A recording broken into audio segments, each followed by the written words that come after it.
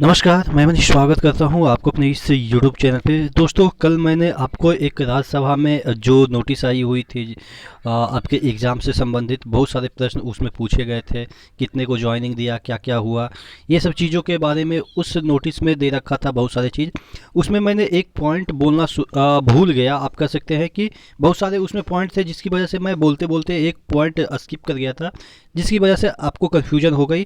क्या कन्फ्यूजन हो गई? मैंने बोला था कि उसमें डेट तो एग्जैक्ट नहीं है, लेकिन उसमें जो एक पॉइंट दे रखा था जिससे कि हम एक अनुमान लगा सकते हैं कि कौन इसका जो कंडक्टिंग एजेंसी है, एग्ज़ाम कंडक्टिंग एजेंसी है, और जो आपका जो एग्ज़ाम है वो कब तक हो सकता है, वो सब चीज़ें को अपन लोगों ने डिस्कस नहीं कर पाया था। तो इस वजह से थोड़ा सा कन्फ्यूजन आपके मन में आ गई थी। यहाँ पे देखिएगा कि ये जो चीज़ें हैं यहाँ पे जो लिखी गई है, मतलब कि आपने कमेंट किया था, बहुत सारे ऐसे कमेंट आया था कि ग्रुप डी का एग्ज़ाम डेट कहाँ बताया। ठीक है, यानी कि बोलते बोलते स्किप हो गया था, वो पॉइंट पे मैं डिस्कस नहीं कर पाया।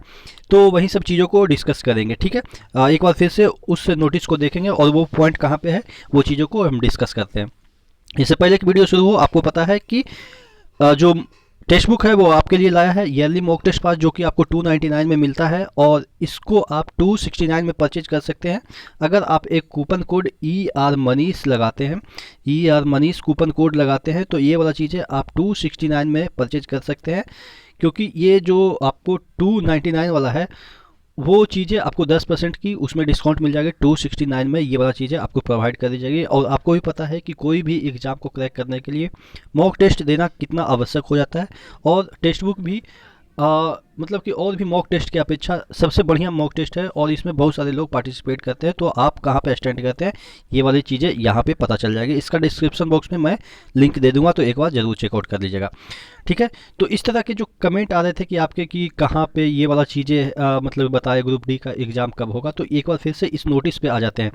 देखिएगा, बहुत सारे लोगों को तो इस नोटिस में भी डाउट है कि क्या ये नोटिस सही है या गलत है। तो एक बार आप खुद मेहनत कीजिएगा।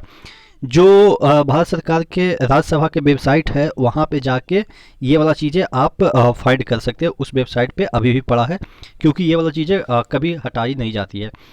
आप ये भी सर्च कर लीजिएगा कि इस नाम का कोई क्योंकि सांसद है या नहीं है, डॉक्टर इलामा रम करीम नाम से। और ये इन्होंने इतने सारे क्वेश्चन पूछे गए थे, जो कि आपको मैंने बताया ही था, पिछली वीडियो में मैंने बताया था, इसके बारे में डिटेल मैंने चर्चा किया था। तो इस वीडियो में वो सब चीज़ें को चर्चा नहीं करेंगे, क्योंकि आपको भी पता है कि वो वीडियो आपने देखा होगा।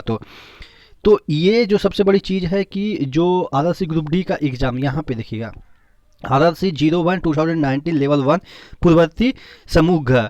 अब इसका जो नोटिफिकेशन निकला था ये आपको पता है कि ये दे रखा है।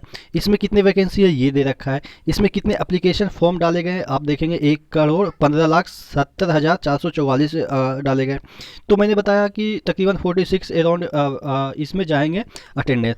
तो अगर 46 की बात करें तो तकरीबन 50 से 52 लाख जो स्टूडेंट हैं वहीं जाएंगे एग्ज़ाम देने। अब 50 से 52 लाख और आपके वैकेंसी कितने, 1 लाख, यानी कि आप कह सकते हैं 1 लाख और 50,000, आप कह सकते हैं 50 लाख हो।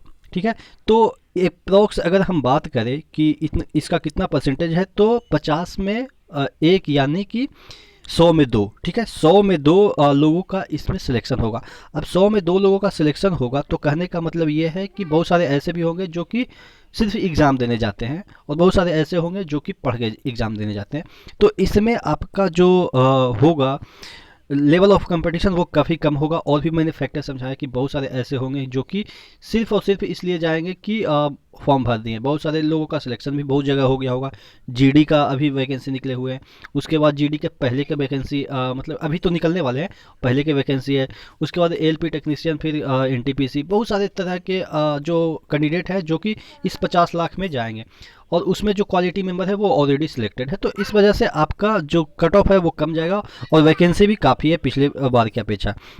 बात कर रहे थे कि ये वाला जो एग्ज़ाम कंडक्टिंग एजेंसी के बारे में कुछ पता नहीं था ऑफिशियली, लेकिन यहाँ पे देखिएगा ऑफिशियली पता हो गया, क्योंकि यहाँ पे लिख रहा है परीक्षा आयोजित करने वाली एजेंसी को नियुक्त कर लिया गया है। देखिए, पहले तो हमें पता ही नहीं था कि एजेंसी नियुक्त हुआ है कि नहीं हुआ है। आप अपन लोग वो जो टेंडर वगैरह का इशू चल रहा था, वही सब बार बार देख रहे थे। लेकिन यहाँ पे फाइनली कह दिया गया है कि आपका जो टेंडर है वो नियुक्त कर दिया गया है, बस आपको डेट घोषणा करने की आवश्यकता है। तो डेट घोषणा तभी हो सकती है जब उसके पास स्लॉट खाली हो। अभी आप देख रहे हैं कि एनटीपीसी का एग्ज़ाम हो रहा है, उसके बाद अभी और भी जो एमटीएस वगैरह का भी निकल चुका है। तो कहने का मतलब ये है कि सिर्फ डेट घोषणा करने की बाकी है। तो एक्सपेक्टेड मैंने बोला था कि जो इसका जो डेट होगा वो आपके कब तक हो सकता है कि जो मई जो बताया जा रहा है पेपर के द्वारा, यानी कि जितने भी पेपर एजेंसी है उसके द्वारा बताया जा रहा है कि लास्ट के अप्रैल, जैसा कि अजमेर जोन के जो चेयरमैन है रेलवे के, उन्होंने बताया कि अप्रैल के लास्ट तक हम लोग कंडक्ट कराने की सोच रहे हैं। तो अगर एक्सेस लेट भी होता है तो अप्रैल के लास्ट नहीं तो मई के फर्स्ट में तो स्टार्ट हो ही जाएगा, जो कि अक्सर मैं बोल रहा हूँ।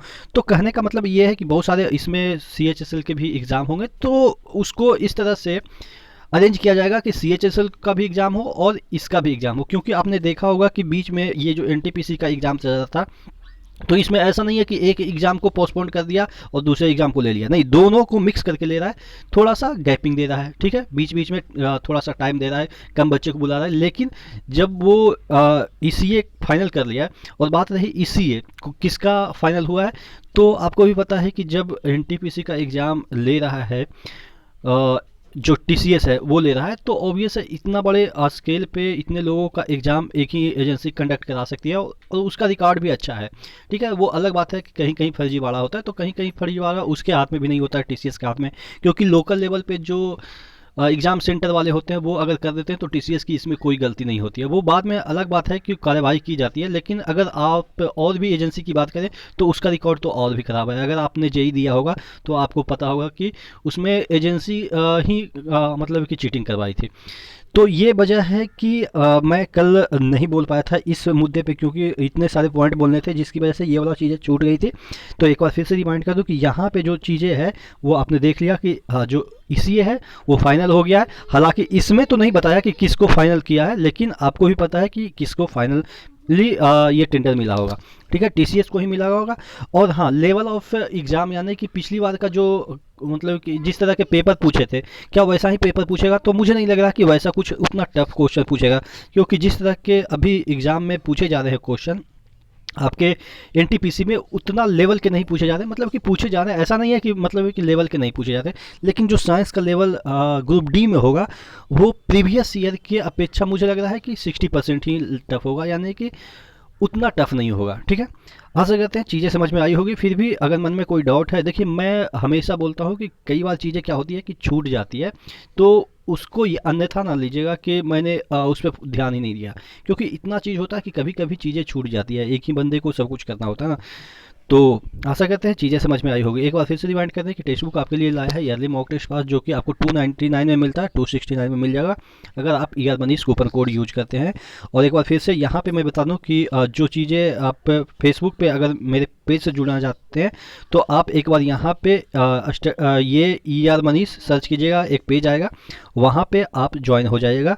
यहाँ पे भी मैं बहुत सारी चीज़ें आपके जॉब रिलेटेड चीज़ें यहाँ पे पोस्ट करता रहता हूँ। ठीक है, तो study with ER Manish search कीजिएगा, इसका डिस्क्रिप्शन बॉक्स में भी मैं लिंक दे दूँगा।